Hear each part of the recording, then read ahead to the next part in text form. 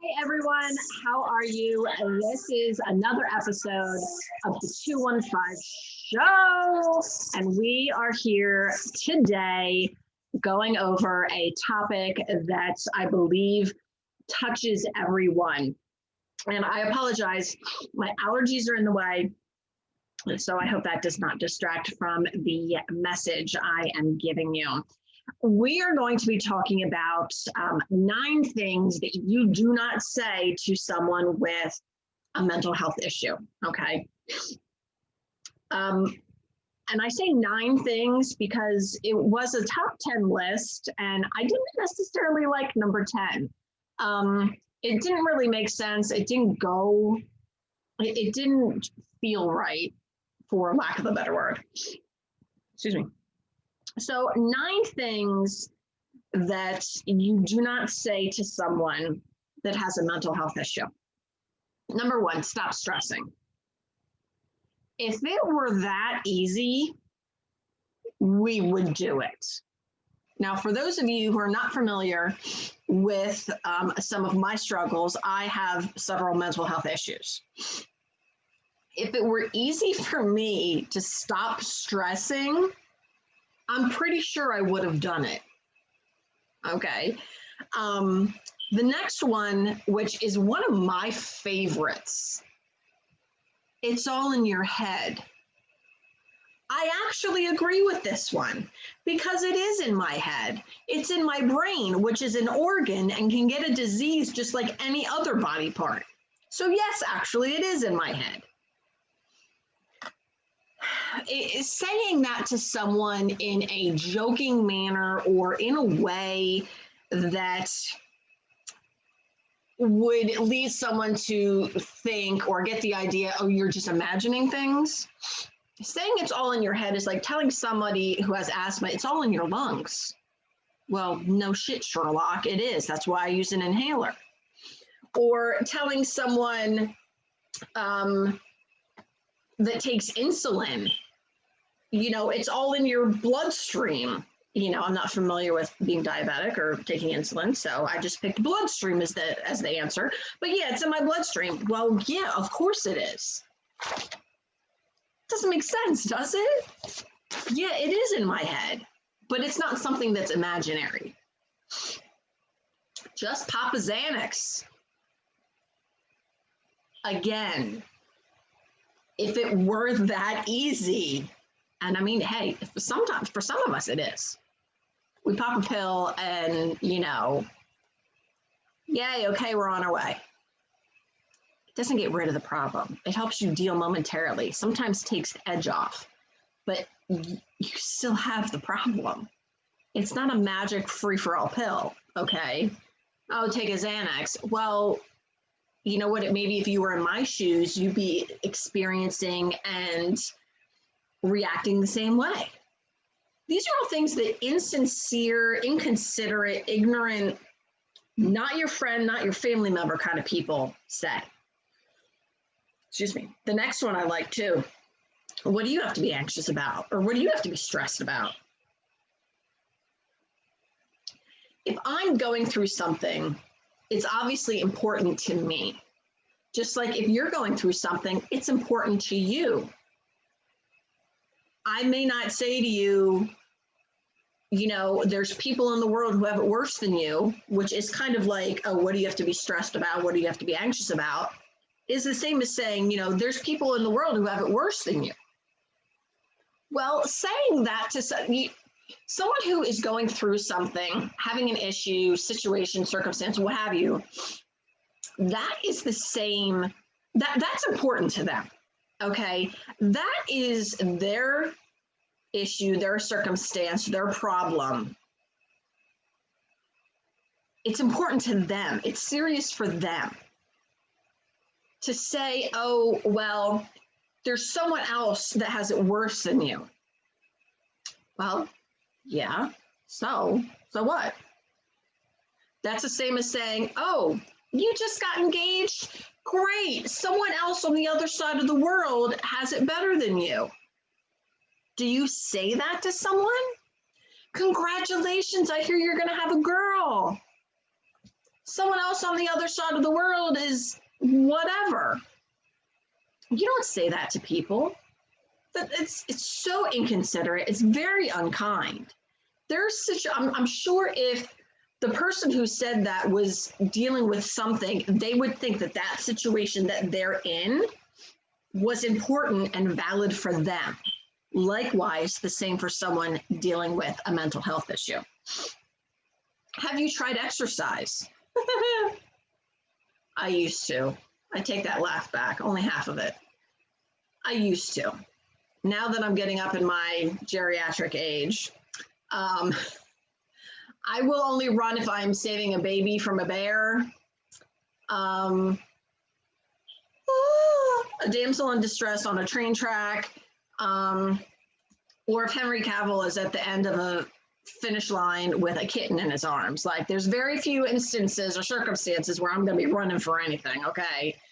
Yes, exercise can give endorphins, can give, if you were watching the live video, maybe not listening to the podcast, but if you could see the space between my thumb and my index finger, you can't, okay? That's about how much, now no medical claims, that's about how much that helps. I think it helps in the sense that what you're doing for that 30 minutes or what you're doing for that hour is taking your mind off of what you're going through. It doesn't seem as severe because you're focused and working on something else. Not so much helping you deal, if that makes sense.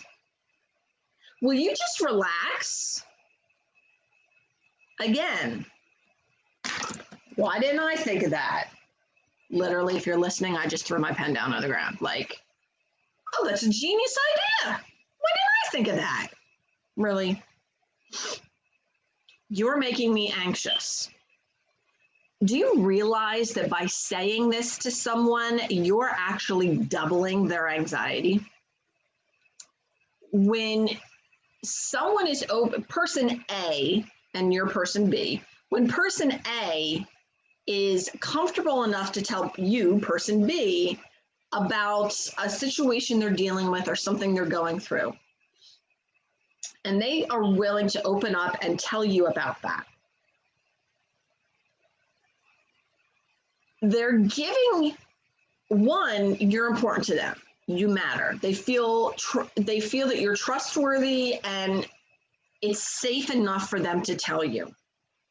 But if you say, you know what, you're making me anxious, you're actually doubling their anxiety because they care for you and feel comfortable enough to tell you what's going on.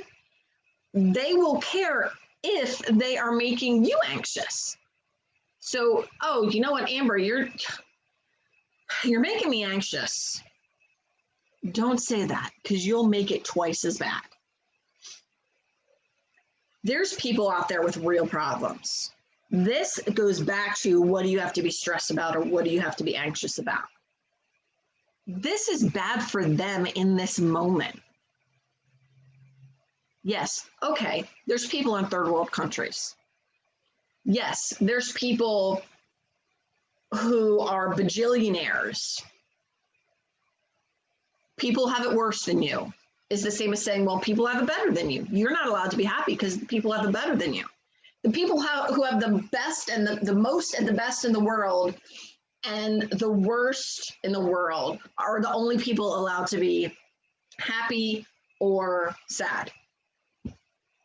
Really? No sense whatsoever. This is important to them. Okay. You're a control freak. Woo-hoo-hoo. Do not get me started with this one, folks, okay?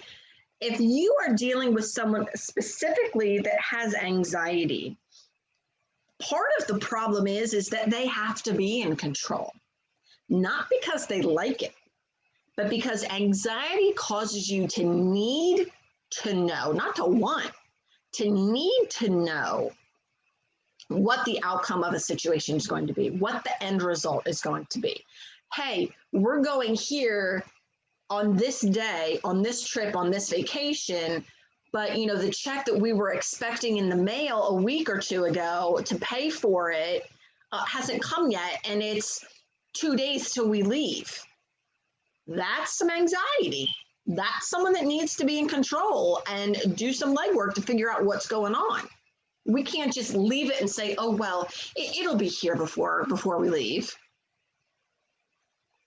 Or any other number of things, okay? Excuse me.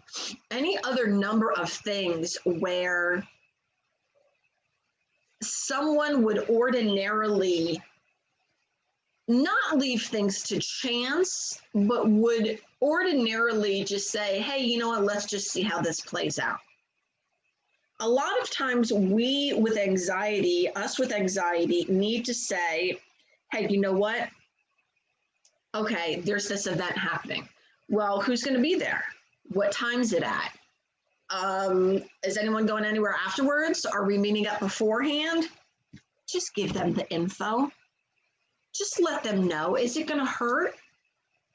You know, let the person know these things if it's going to make them more comfortable doing said thing. There's nothing wrong with letting them know. They're not trying to be a bridezilla control freak and have their hands on everything because they want it to be perfect. This person just needs to know what the outcome is going to be. Okay, they're worried at whether something is going to happen. They're not trying to purposely cause discord and dysfunction like a bridezilla would. This person just knows, hey, thing A is happening, or thing B is happening, but thing A has not happened yet, and we're a few days before thing B. Okay, if that makes sense. We're going to destination B, but check A, it's a week before we're supposed to leave and it hasn't gotten here yet, and it's going to take a few days to cash. And what if it? See what I mean? It's not the same. So these are some of the things that I hope you guys found some value in. 9 things, actually more like 8, because 2 of them are about the same. And actually, I was doing a live on my Facebook page about this, and I came to the realization that all of these things could be in one sentence. All of these things flow into one thing, okay? You know what? You really need to stop stressing because this is all in your head. I really feel like, you know, you just need to relax, pop a Xanax, and, you know, I mean, really, what do you have to be stressed about? You're making me anxious. You're such a control freak. All in one sentence. All in one sentence. Please take into consideration, especially during this holiday season, the feelings and emotions of others so that we can, you know, not just care for each other physically, you know, with everything going on, but care for each other emotionally. It really does make a difference what we say to each other. And in the end, you'll be a better person for it. I hope you guys have a good one. This is the 215 show signing off. I hope you guys have a good one. Have a great weekend, and we will see you guys soon. Bye-bye.